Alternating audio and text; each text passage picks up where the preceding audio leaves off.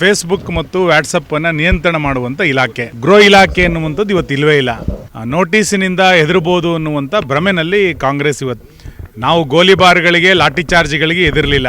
28ರ ಚುನಾವಣೆಗೆ ಈ ನೋಟಿಸಿಗೆ ತಕ್ಕವಾದಂಥ ಉತ್ತರವನ್ನು ಮತದಾರರು ಕೊಡ್ತಾರೆ. ರಾಜ್ಯದಲ್ಲಿ ಗೃಹ ಇಲಾಖೆ ಜೀವಂತವಾಗಿದೆಯೋ ಇಲ್ಲವೋ ಎಂಬ ದೊಡ್ಡ ಅನುಮಾನ ವ್ಯಕ್ತವಾಗುತ್ತಿದೆ. ಗೃಹ ಇಲಾಖೆ ಕೇವಲ ಫೇಸ್ಬುಕ್ ವಾಟ್ಸಪ್ಗಳನ್ನು ನಿಯಂತ್ರಿಸುವುದಕ್ಕೆ ಹಾಗೂ ಬಿಜೆಪಿ ನಾಯಕರ ಭಾಷಣಗಳನ್ನು ಹುಡುಕಿ ನೋಟಿಸ್ ನೀಡುವುದಕ್ಕಷ್ಟೇ ಸೀಮಿತವಾಗಿದೆ ಎಂದು ಕಾರ್ಕಳ ಶಾಸಕ ಸುನಿಲ್ ಕುಮಾರ್ ರಾಜ್ಯ ಸರ್ಕಾರದ ವಿರುದ್ಧ ತೀವ್ರ ವಾಗ್ದಾಳಿ ನಡೆಸಿದ್ದಾರೆ. ಇತ್ತೀಚೆಗೆ ಬಿಜೆಪಿ ನಾಯಕರಾದ ಸಿಟಿ ರವಿ ಹಾಗೂ ಯಶ್ಪಾಲ್ ಸುವರ್ಣ ಅವರಿಗೆ ನೋಟಿಸ್ ಜಾರಿ ಮಾಡಿದ್ದಾರೆ. ಬಿಜೆಪಿ ನಾಯಕರು ಹಿಂದೆ ಗೋಲಿಬಾರ್ ಹಾಗೂ ಲಾಠಿ ಚಾರ್ಜ್ಗಳಿಗೆ ಹೆದರದವರಲ್ಲ. ಇನ್ನು ಇವರ ನೋಟಿಸ್ ಹಾಗೂ ಎಫ್ಐಆರ್ಗಳಿಗೆ ಹೆದರುತ್ತೀವಾ ಎಂದು ಕಾಂಗ್ರೆಸ್ ಸರ್ಕಾರದ ಗೃಹ ಇಲಾಖೆಯನ್ನು ಪ್ರಶ್ನಿಸಿದ್ದಾರೆ.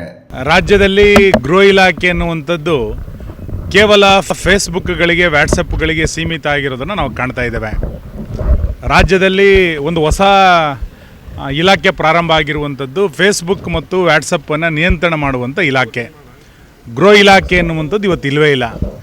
ರಾಜ್ಯದಲ್ಲಿ ವ್ಯಾಪಕವಾಗಿ ಹರಡ್ತಾ ಇರುವಂಥ ಡ್ರಗ್ಸ್ ದಂಧೆ ಇರ್ಬೋದು, ದರೋಡೆ ಇರ್ಬೋದು, ಕೊಲೆ ಇರ್ಬೋದು, ಕ್ರಿಮಿನಲ್ ಕೇಸ್ಗಳಿರ್ಬೋದು, ಇದು ಯಾವುದಕ್ಕೂ ಕೂಡ ತಲೆ ಕೆಡಿಸ್ಕೊಳ್ಳದೆ ಕೇವಲ ಬಿ ಜೆ ಪಿನವರು ಮತ್ತು ಹಿಂದೂ ಸಂಘಟನೆಗಳು ಮಾಡುವಂಥ ಭಾಷಣಗಳನ್ನು, ಫೇಸ್ಬುಕ್ಗಳನ್ನು, ವಾಟ್ಸಪ್ಗಳನ್ನು ಹುಡುಕುವಂಥ ಇಲಾಖೆಯಾಗಿ ಗೃಹ ಇಲಾಖೆ ಇವತ್ತು ಮಾರ್ಪಾಡಾಗಿರುವಂಥದ್ದು ಅತ್ಯಂತ ದುರ್ದೈವದ ಸಂಗತಿ. ಶಾಸಕರುಗಳಾದಂಥ ಸಿಟಿ ರವಿಯವರ ಮೇಲೆ ಮತ್ತು ಯಶ್ಪಾಲ್ ಸುವರ್ಣರ ಮೇಲೆ ಏನು ನೋಟಿಸನ್ನು ಇವತ್ತು ಜಾರಿ ಮಾಡಿದ್ದಾರೆ, ನೋಟಿಸಿನಿಂದ ಹೆದರಬಹುದು ಅನ್ನುವಂಥ ಭ್ರಮೆನಲ್ಲಿ ಕಾಂಗ್ರೆಸ್ ಇವತ್ತಿದೆ. ನಾವು ಗೋಲಿಬಾರ್ಗಳಿಗೆ ಲಾಠಿ ಚಾರ್ಜ್ಗಳಿಗೆ ಹೆದರಲಿಲ್ಲ.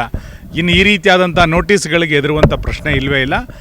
ಇನ್ನು 1.5 ವರ್ಷ ಇದೆಲ್ಲದನ್ನು ಕೂಡ ರಾಜ್ಯದ ಜನ, ನಾಡಿನ ಜನ ಸಹಿಸಿಕೊಳ್ಳಲೇಬೇಕಾಗತ್ತೆ, ನಮ್ಮ ಕಾರ್ಯಕರ್ತರು ಸಹಿಸಿಕೊಳ್ಳಲೇಬೇಕಾಗತ್ತೆ.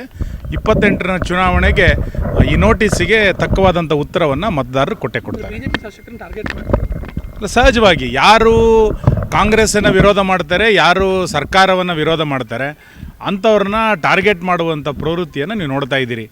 ಬಿಡದಿಯಲ್ಲಿ ಸರ್ಕಾರದ ವಿರುದ್ಧ ಪ್ರತಿಭಟನೆ ಮಾಡಿದಾಗ ರೈತರ ಮೇಲೆ ಕೊಲೆ ಯತ್ನದ ಕೇಸುಗಳನ್ನು ಹಾಕ್ತಾರೆ, ಶಾಸಕರುಗಳ ಮೇಲೆ ಎಫ್ಐಆರ್ಗಳನ್ನು ಮಾಡ್ತಾಯಿದ್ದಾರೆ, ಹಿಂದೂ ಸಂಘಟನೆಯ ಕಾರ್ಯಕರ್ತರಿಗೆ ಗೂಂಡಾ ಕೇಸನ್ನು ಹಾಕ್ತಾಯಿದ್ದಾರೆ, ವಿದ್ಯಾರ್ಥಿಗಳ ಮೇಲೆ ಕೇಸುಗಳನ್ನು ಹಾಕ್ತಾಯಿದ್ದಾರೆ.